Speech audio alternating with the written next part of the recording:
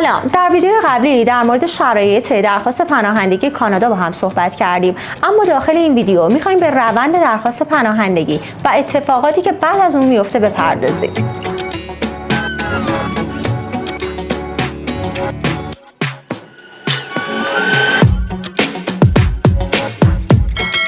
درخواست پناهندگی در کشور کانادا به دو حالت امکان پذیره.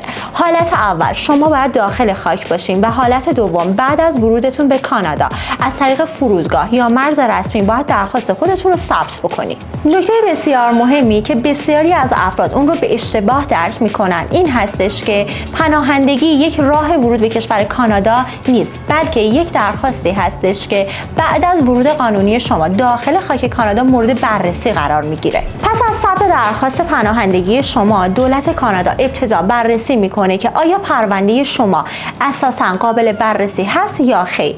اگر واجد شرایط بودین پرونده شما به هیئت پناهندگی ارجاع داده میشه و طی یک جلسه رسمی شما باید اثبات بکنین که چرا بازگشتتون به کشور خودتون میتونه براتون خطرناک باشه.